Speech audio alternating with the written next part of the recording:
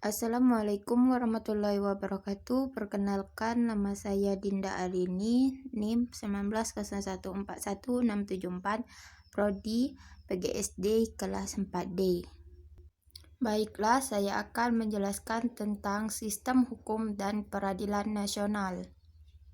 Pengertian hukum. Hukum adalah kumpulan peraturan yang terdiri dari norma dan sanksi-sanksi untuk menjaga ketertiban dalam pergaulan manusia, sehingga keamanan dan ketertiban terpelihara. Pengertian norma.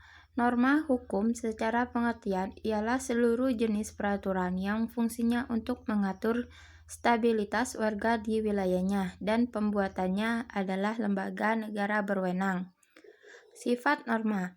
Beberapa sifat-sifat norma yaitu 1. Norma harus diketahui, harus dipahami dan dimengerti, harus dihargai karena bermanfaat, harus ditaati dan dilaksanakan. Perkara pidana.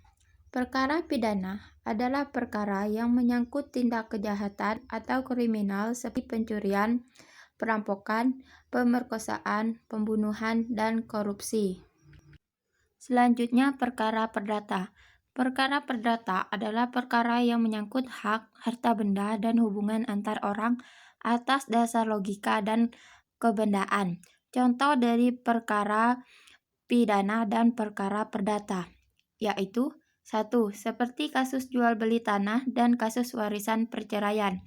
2. Dalam praktek hukum, suatu peristiwa hukum dapat mencakup tindak pidana dan perdata sekaligus. 3. Seperti dalam sengketa tanah antara dua kelompok terjadi penyerangan yang berakibat meninggalnya salah seorang. Sikap yang sesuai dengan hukum. 1. Perilaku yang diperbuat tidak menyinggung perasaan orang lain. 2. Perilaku yang diperbuat mencerminkan sikap patuh terhadap hukum. 3. Perilaku yang dibuat tidak merugikan diri sendiri dan orang lain.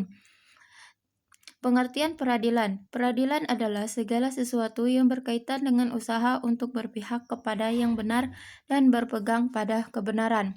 Pengertian pengadilan. Pengadilan adalah lembaga, badan, tempat penyidangkan suatu perkara. Perangkat kelengkapan lembaga peradilan. 1. Polisi. 2. Jaksa. 3. Hakim. 4. Lembaga pemasyarakatan. Polisi bertugas sebagai penyelidik dan penyidik dalam proses peradilan. 2. Jaksa. Jaksa sebagai wakil pemerintah yang bertugas menuntut dalam perkara di pengadilan. 3. Hakim. Hakim bertugas untuk memutuskan perkara di pengadilan atau menjatuhkan vonis terhadap terdakwa. 4. Lembaga pemasyarakatan.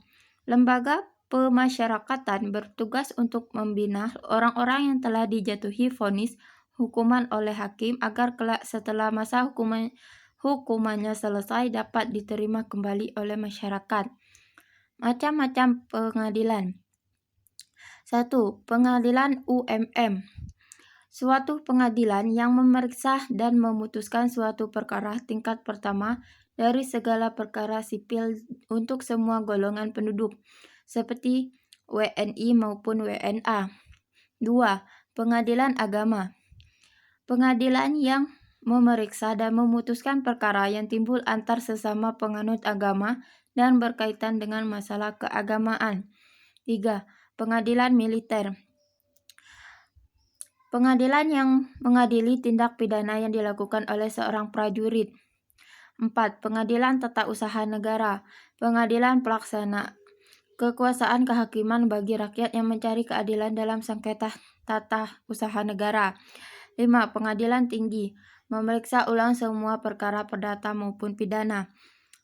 Putusan hakim. 1. Putusan deklaratoir.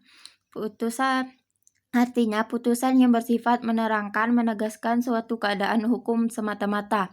2. Putusan konstitutif.